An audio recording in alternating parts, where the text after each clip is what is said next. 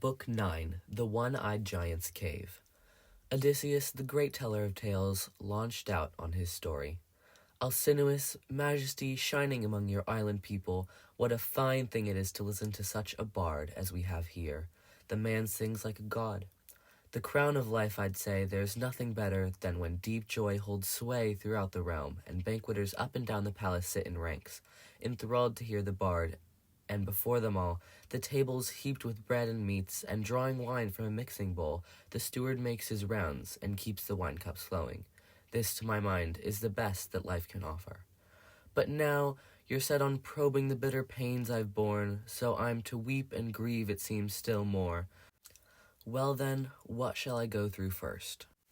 What shall I save for last? What pains the gods have given me my share? Now, let me begin by telling you my name, so you may know it well, and I, in times to come, if I can escape the fatal day, will be your host, your sworn friend, through my home is far from here. I am Odysseus, son of Laertes, known to the world for every kind of craft. My fame has reached the skies. Sunny Ithaca is my home, atop her stands our sea mark, Mount Nertanen, leafy ridges shimmering in the wind. Around her, a ring of islands circle side by side, Dulichon, Same, and wooded Zacynthus too, but mine lies low and away, the farthest out to sea, rearing into the western dusk, while the other face and east of breaking day. Mine is a rugged land, but good for raising sons, and I myself, I know no sweeter sight on earth than a man's own native country. True enough, Calypso, the lustrous goddess, tried to hold me back, deep in her arching caverns, craving me for a husband. So did Circe, holding me just as warmly in her halls, the bewitching queen of Aea, keen to have me too. But they never won the heart inside me, never. So nothing is as sweet as a man's own country, his own parents, even though he settled down in some luxurious home off in a foreign land, and far from those who bore him. No more. Come, let me tell you of the voyage, fraught from hardship, Zeus inflicted on me, homeward bound from Troy. The wind drove me from Ilium to Ismarus, the Cicones' stronghold, where I sacked the city, killed the men. But as for the wives and plunder, that rich haul we dragged away from the palace, we shared it round, so no one, not on my account, would go deprived of his fair share of spoils. Then I urged them to cut and run, set sail, but would they listen? Not those mutinous fools. There was too much wine to swill, too many sheep to slaughter, and along the beach and shambling longhorn cattle. And all the while the Cicones sought over other Cicones, called for help from their neighbors living inland, a larger force and stronger soldiers too, skilled hands at fighting men from chariots, skilled when a crisis broke to fight on foot. Out of the morning mist they came against us, packed all the leaves and spears that flower forth could spring, and Zeus presented us with disaster, me and my comrades doomed to suffer blow on mortal blow. Lining up, both armies battled it out against our swift ships. Both raked each other with hurtling bronze lances. Long as morning rose and the blessed day grew stronger, we stood and fought them off, massed as they were. But then, when the sun wheeled past the hour for unyoking oxen, the Cicones broke our lines and beat us down at last. Out of each ship, 6 men-at-arms were killed. The rest of us rowed away from certain doom. From there we sailed on, glad to escape our death, yet sick at heart for the dear companions we had lost. But I would not let our rolling ship set sail until the crews had raised the triple cry, saluting each poor comrade cut down by the fierce Cicones on that plain. Now Zeus, who masses the storm clouds, hit the fleet with the north wind, a howling, demonic gale, shrouding over the thunderheads, the earth and sea at once. And night swept down from the sky, and the ships went plunging headlong on, our sails slashed to rags by the hurricane's blast. We struck them, cringing at death, and rowed our ships to the nearest shoreline, pulled with all our power. There, for 2 nights, 2 days, we lay by, no let up, eating our hearts out, bent with pain and bone-tired. When dawn, with her lovely locks, brought the 3rd day, and stepping the masts and hoisting white sails high, We lounged at the oarlocks, letting wind and helmsmen keep us true on course. And now, at long last, I might have reached my native land unscathed, but just as I doubted Malaya's cape, a tide rip and the north wind drove me way off course, careering past Kythera. 9 whole days I was borne along by rough, deadly winds on the fish-infested sea. Then, on the 10th, our squadron reached the land of the Lotus-Eaters, people who eat the lotus, mellow fruit and flower. We disembarked on the coast, drew water there, and crewsmen snatched a meal by the swift ships. Once we had our fill of food and drink, I sent a detail ahead. 2 picked men and a third, a runner, to scout out who might live there. Men, like us perhaps, who live on bread. So, off they went, and soon enough they mingled among the natives, lotus-eaters, who had no notion of killing my companions. Not at all. They simply gave them the lotus to taste instead. Any crewsman who ate the lotus, the honey-sweet fruit, lost all desire to send a message back, much less return. Their only wish to linger there with the lotus-eaters, grazing on lotus, all memory of the journey home dissolved forever. But I brought them back to the hollow ships, and streaming tears I forced them, hauled them under the rowing benches, lashed them fast, and shouted out commands to my other, steady comrades. Quick, no time to lose, embark in the racing ships, so none could eat the lotus, forget the voyage home. They swung aboard at once, they sat to the oars in ranks, and in rhythm churned the water white with stroke on stroke. From there we sailed on, our spirits now at low ebb, and reached the land of the high and mighty Cyclops. Lawless brutes, who trust so to the everlasting gods they never plant with their own hands or plow the soil. Unsown, unplowed, the earth teems with all they need, wheat, barley, and vines, swelled by the rains of Zeus to yield a big, full-bodied wine from clustered grapes. They have no meeting place for council, no laws either. No, up to the mountain peaks they live in arching caverns, each a law to himself, ruling with wives and children, not a care in the world for any neighbor. Now, a level island stretches flat across the harbor, not close inshore to the Cyclops' coast, not too far out, thick with woods where the wild goats breed by hundreds, no trampling of men to start them from their lairs, no hunters roughing it out on the woody ridges, stalking quarry, ever raid their haven. No flocks browse, no plowlands roll with wheat, unplowed, unsown forever, empty of humankind. The island just feeds droves of bleeding goats, for the Cyclops have no ships with crimson prows. No shipwrights there to build them good trim craft that could sail them out to foreign ports of call. At most men risk the seas to trade with other men. Such artisans would have made this island, too, a decent place to live in. No mean spot.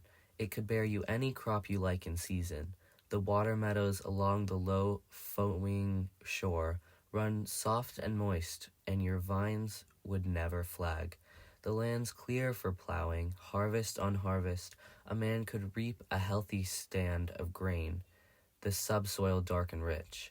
There's a snug, deep-water harbor there, that's more, no need the mooring gear, no anchor stones to heave, no cables to make fast. Just beach your keels, ride out the days till your shipmate's spirit stirs for open sea, and a fair wind blows. At last, at the harbor's head, there's a spring that rushes fresh from beneath a cave, and black poplars flourish round its mouth. Well, here we landed, and surely God steered us in through the pitch-black night, not that he ever showed himself with thick fog, swirling round the ships, the moon wrapped in clouds, and not a glimmer stealing through that gloom. Not one of us glimpsed the island, scanning hard, or the long combers rolling us slowly toward the coast, not till our ships had run their keels ashore, beaching our vessels smoothly, striking sail. The crews swung out on the low, shelving sand, and there we fell asleep, awaiting dawn's first light. When young dawn with her rose-red fingers shone once more, we all turned out, intrigued to tour the island. The local nymphs, the daughters of Zeus himself, flushed mountain goats on the cruise could make their meal. Quickly we fetched our curved bows and hunting spears from the ships, and splitting into 3 bands, we started shouting, and soon enough some god had sent us bags of game to warm our hearts. A dozen vessels sailed in my command, and to each crew 9 goats were shared out, and mine alone took 10. Then, all day long, till the sun went down, we sat and feasted, well, on sides of meat and rounds of heady wine. The good red stock in our vessel's hold had not run out. There was still plenty left. The men had carried off a generous store in jars. When we stormed and sacked the Cicones' holy city, now we stared across at the Cyclops' shore. So near we could even see their smoke, hear their voices, their bleeding sheep and ghosts. And then, when the sun had set and night came on, we lay down and slept at the water's shelving edge. When young Dawn with her rose-red fingers shone once more, I called a muster briskly, commanding all the hands, "The rest of you stay here, my friends in arms. I'll go across with my own ship and crew and probe the natives living over there. What are they, violent, savage, lawless, or friendly to strangers, God-fearing men?" With that, I boarded the ship and told the crew to embark at once and cast off cables quickly. They swung aboard, they sat in the oars and ranks, and in rhythm churned the water white with stroke on stroke. But as soon as we reached the coast, I mentioned, "No long trip. We've spied a cavern just at the shore, gaping above the surf, towering overgrown with laurel. And here, big flocks, sheep and goats, were stalled to spend the nights. And around its mouth a yard was walled up, with quarried boulders sunk deep in the earth, and enormous pines and oak trees looming darkly. Here was a giant's lair, in fact, who always pastured his sheep flocks far afield and never mixed with others. A grim loner, dead set on his own lawless ways. Here was a piece of work, by God, a monster built like no mortal who had ever supped on bread, like no shaggy peak. I'd say a man-mountain rearing head and shoulders over the world. Now then, I told most of my good trusty crew to wait, to sit tight on the ship and guard her well, while I picked out my dozen finest fighters, and off I went. But I took a skin of wine along, the ruddy, irresistible wine that Moron gave me once, Euthanae's son, a priest of Apollo, Lord Ismarus. Here we rescued him, his wife and children, reverent as we were. He lived, you see, in Apollo's holy grove, and so, in return, he gave me splendid gifts. He handed me 7 bars of well-wrought gold, a mixing bowl of solid silver. Then this wine, he drew it off in generous wine jars, 12 in all unmixed, and such a bouquet, a drink fit for the gods. No maid or man of his household knew that secret store, only himself, his loving wife, and a single servant, whenever they drink the deep red mellow vintage. 20 cups of water he'd stir in 1 of wine, and what an aroma wafted from the bowl. What magic, what a godsend. No joy in holding back when that was poured. Filling a great goatskin now, I took this wine, provisions too in a leather sack. A sudden foreboding told my fighting spirit I'd soon come up against some giant clad in power like armor plate, a savage deaf to justice, blind to law. Our party quickly made its way to his cave, but we failed to find our host inside. He was off in his pasture, arranging his sleek flocks, so we explored his den, gazing wide-eyed at it all, the large flat rocks loaded with drying cheeses, the folds crowded with young lambs and kids, split into 3 groups, here the spring-born, here mid-yearlings, here the fresh sucklings off to the side. Each sort was penned apart. And all of his vessels, pails and hammered buckets he used for milking, were brimmed fully with whey. From the start my comrades pressed me, pleading hard, "Let's make away with these cheeses and come back. Hurry, drive the lambs and kids from the pens to our swift ship, put out to sea at once." But I would not give way, and how much better it would have been not till I saw the gifts he'd give. But he proved no lovely sight to my companions. There we built a fire, set our hands on the cheeses, offered some to the gods, and ate the bulk ourselves, and settled down inside, awaiting his return. And back he came from pasture late in the day, herding his flocks home and lugging a huge load of dry logs to fuel his fire at supper.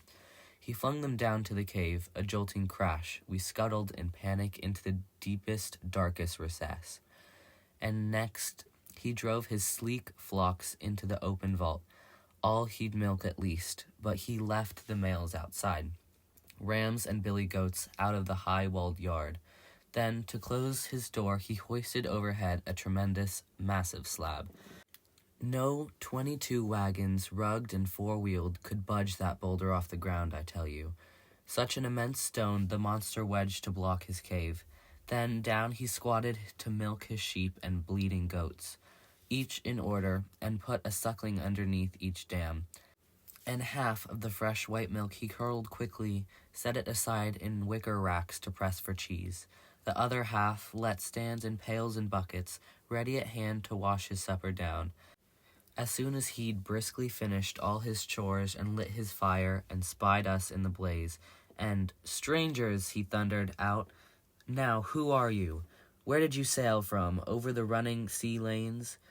Out on a trading spree or roving the waves like pirates? Sea wolves raiding it all, who'll risk their lives to plunder other men?" The hearts inside us shook, terrified by his rumbling voice and monstrous hulk. Nevertheless, I found the nerve to answer firmly. "Men of Achaea, we are bound now from Troy, driven far off course by the warring winds, over the vast gulf of the sea, battling home on a strange tack, a route that's off the map, and now we've come to you. So it must please King Zeus's plodding heart. We're glad to say we're men of Atrides Agamemnon, whose fame is the proudest thing on such these days. So great a city he sacked, such multitudes he killed, but since we've chanced on you, we're at your knees in hopes of a warm welcome, even a guest gift. The sort that hosts give strangers, that's the custom. Respect the gods, my friend, we're suppliants at your mercy. Zeus of the strangers' guards will guest and suppliants. Strangers are sacred, Zeus will avenge their rights. Stranger, he grumbled back from his brutal heart, you must be a fool, stranger, to come from nowhere, telling me to fear the gods or avoid their wrath. We Cyclops never blink at Zeus and Zeus's shield of storm and thunder or any other blessed god. We've got more force by far. I'd never spare you in fear of Zeus's hatred, you or your comrades here, unless I had the urge. But tell me, where did you moor your sturdy ship when you arrived? Up the coast or close in? I'd just like to know. So he laid his trap, but he never caught me. No, wise to the world, I shot back in my crafty way. My ship, Poseidon, god of the earthquake, smashed my ship. He drove it against the rocks at your island's far cape. He dashed it against a cliff as the winds rode us in. I and the men you see escaped a sudden death. Not a word to reply to that, the ruthless brute. Lurching up, he lunged out with his hands toward my men, and snatching two at once, raping them on the ground, he knocked them dead like pups. Their brains gushed out all over, soaking the floor, and ripping them limb from limb to fix his meal. He bolted them down like a mountain lion, left no scrap, devoured in thralls, flesh and bones, marrow and all. We flung our arms to Zeus, we wept and cried aloud, looking out on his grisly work, paralyzed, appalled. But once the Cyclops had stuffed his enormous gut with human flesh, washing it down with raw milk, he slept in his cave, stretched out along his flocks. And I, with my fighting heart, I thought at first to steal him up, draw the sharp sword at my hip, and stab his chest where the midriff packs the liver. I groped for the fatal spot, but a flesh through held me back. There, at a stroke we'd finish ourselves as well. How could we, with our bare hands, heave back the slab he set to block the cavern's gaping maw? So we lay there groaning, waiting dawn's first light. When young Dawn with her rose-red fingers shone once more, the monster relit his fire and milked his handsome ewes, each in order, putting a suckling underneath each dam. As soon as he'd briskly finished all his chores, he snatched up two more men and fixed his meal. Well fed, he drove his fat sheep from the cave, lightly lifting the huge door slab up and away, then slipped it back into place, as a hunter flips the lid of his quiver shut. Piercing whistles turned his flocks to the hills. He left me there, the heart inside me brooding on revenge. How could I pay him back? Would Athena give me glory? Here was the plan. that struck my mind as best. The Cyclops' great club, there it lay by the pens, olive wood, full of sap. He lopped it off to brandage once it dried. Looking it over, we judged it big enough to be the mast of a pitch-black ship with 20 oars, a freighter broad in the beam that plows through miles of sea, so long, so thick it bulked before our eyes. Well, flanking it now, I chopped off a fathom's length, rolled it to my comrades, and them to plane it down, and they made the club smooth as I bent and shaved the tip to the stabbing point. I turned it over, the blazing fire to char it good and hard, then hid it well, buried deep under the dung that littered the cavern's floor with thick wet clumps. And now I ordered my shipmates all to cast lots, who brave it out with me, to hoist our stake and grind it to his eye, when sleep had overcome him.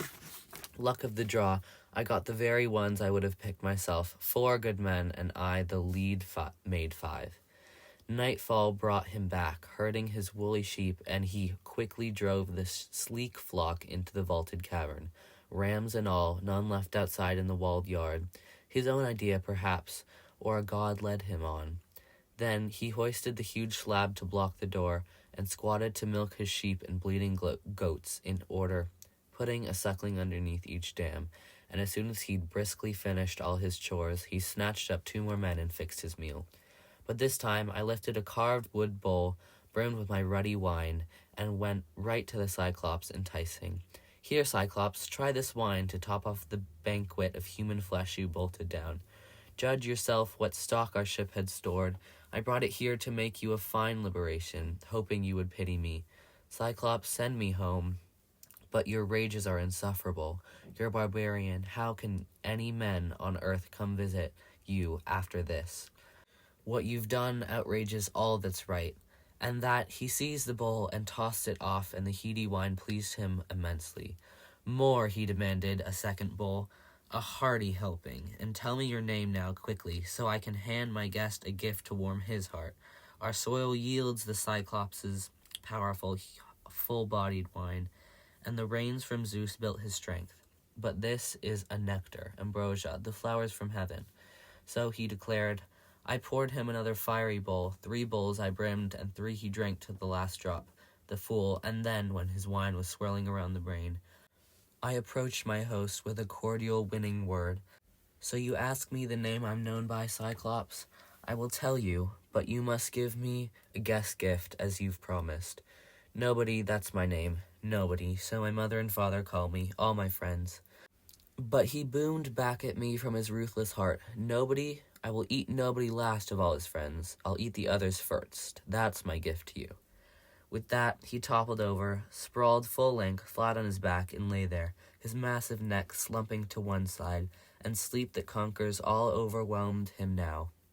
As wine came spurting, flooding up from his gullet with chunks of human flesh, he vomited, blind drunk. Now, at last, I thrust our stake in a bed of embers, to get it red hot, and rallied all my comrades. Courage, no panic, no one hangs back now. As green as it was, just as the olive stake was about to catch fire, the glow terrific, yes.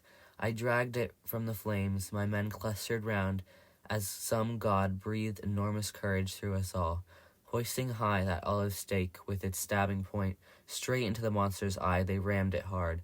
I drove my weight on it from above and bored it home as a shipwright bores his beam with a shipwright's drill, that men below, whipping the strap back and forth, whirl, and the drill keeps twisting faster, never stopping. So we seized our stake with its fiery tip and bore it round and round in the giant's eye, till blood came boiling up around that smoking shaft, and the hot blast stinged his brow and eyelids round the core, and the boiling eyeball burst. Its cracking roots blazed and hissed, as a blacksmith plunges a glowing axe or a daz in ice-cold bath, and the metal screeches steam, and its temper hardens. That's the iron strength. So the eye of the Cyclops sizzled round that stake. He loosed a hideous roar, the rock walls echoed round, and we scuttled back in terror. The monster wrenched the spike from his eye, and out it came with a red geyser of blood. He flung it aside with frantic hands, and mad with pain, he bellowed out for help from his neighbor Cyclops. living round in caves on swept crags. Hearing his cries, they lumbered up from every side, and hulking around his cavern, asked what aided him. What, Polyphemus, what in the world's the trouble? Roaring out in the God-send night to rob us of our sleep. Surely no one's wrestling your flocks against your force. Surely no one's trying to kill you by fraud or force. Nobody, friends, Polyphemus bellowed back from his cave. Nobody's killing me now by fraud and not by force. If you're alone, his friends boomed back at once, and nobody's trying to overpower you now. Look, it must be a plague sent here by Almighty Zeus, and there's no escape from that. You better pray to your father, Lord Poseidon. They lumbered off, but laughter filled my heart, to think how nobody's name, my great cunning stroke, had duped them one and all.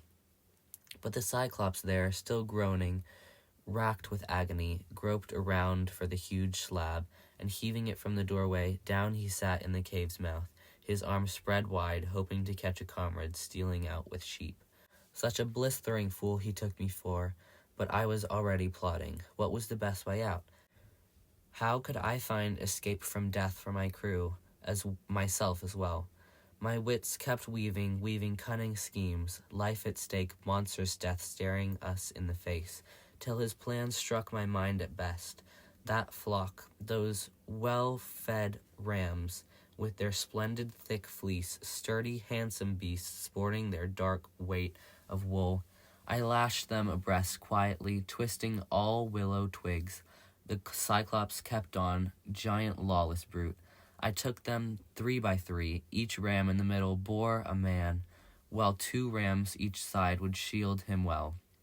So 3 beasts to bear each man, but as for myself, there was one bewither ram, the prize of all the flock, and clutching him by the back, tucked up under his shaggy belly, there I hung, face upward, both hands locked in the marvelous deep fleece, clinging for dear life, my spirit steeled, enduring. So we held on, desperate, awaiting dawn's first light. As soon as young dawn with her rose-red fingers shone once more, the rams went rumbling out of the cave toward pasture.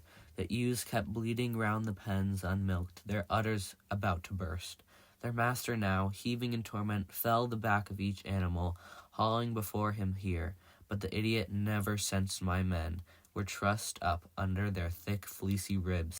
And last of them all came my great ram now, striding out, weighed down by his dense wool and my deep plots. Stroking him gently, powerful Polyphemus murmured, "Dear old ram, why last of the flock to quit the cave? In the good old days, you'd never lag behind the rest. You with your long marching strides, first by far to the flock of graze the fresh young grasses, first by far to reach the rippling streams, first to turn back home, keen for your fold, when night comes on. But now you're last of all, and why, sick at heart for your master's eye, the coward gouged with this wicked crew, only after he'd stunned my wits with wine, that nobody, who's not escaped his death, I swear not yet.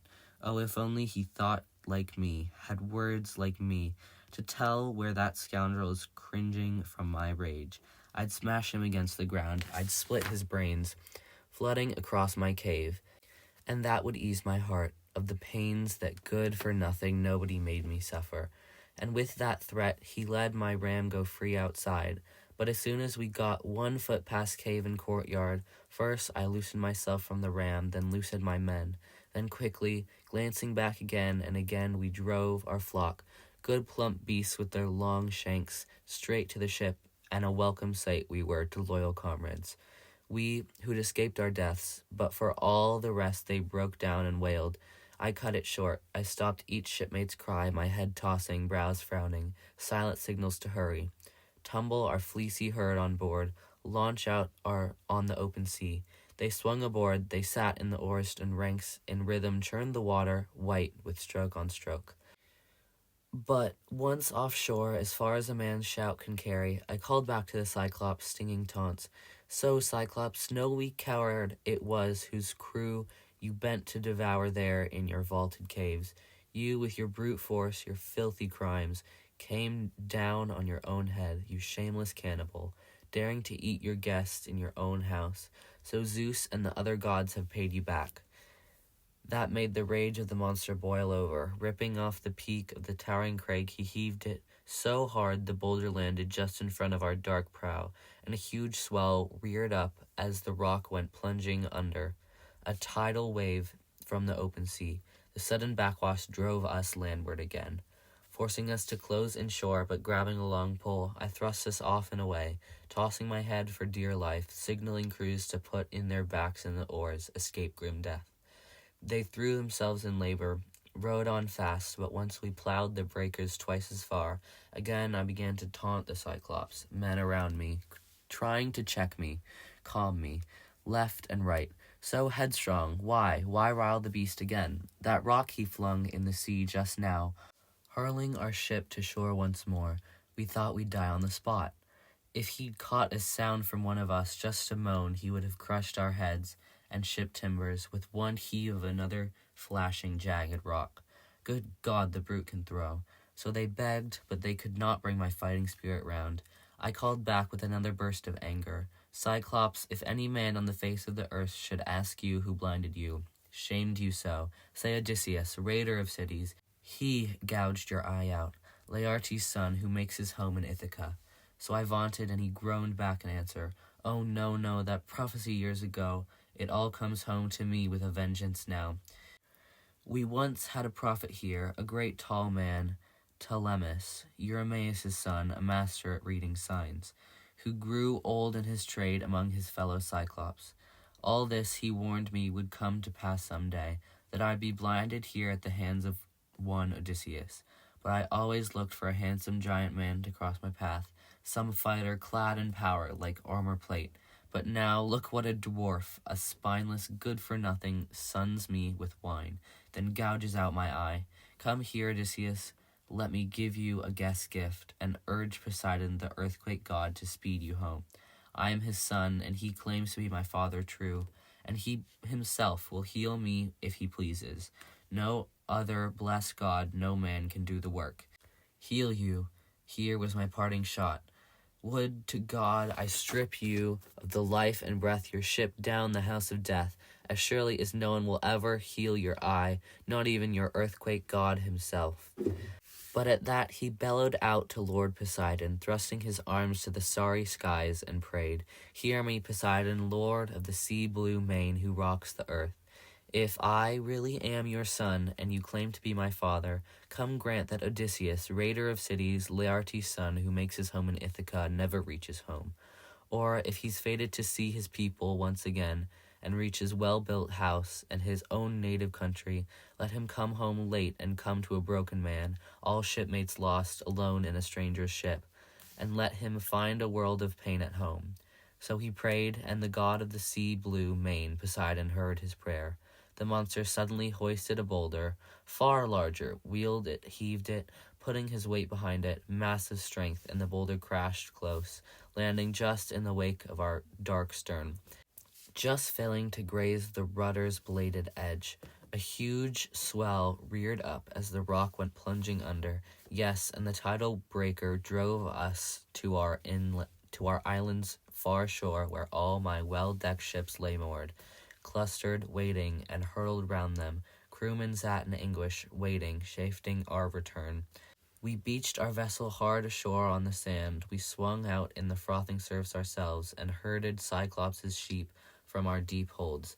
We shared them round so no one, not on my account, would go deprived of his fair share of spoils. But the splendid ram, as we melted out the flocks, my friends in arms made him my prize of honor, mine alone, and I slaughtered him on the beach, and burned his thighs to Cronus' mighty son, Zeus, of the thundercloud, who rules the world. But my sacrifices failed to move the god. Zeus was still obsessed with my plans to destroy my entire oar-swept fleet and loyal crew of comrades. Now, all day, long till the sun went down, we sat and feasted on sides of meat and heady wine. Then, when the sun had set and night came on, we lay down and slept at the water's shelving edge.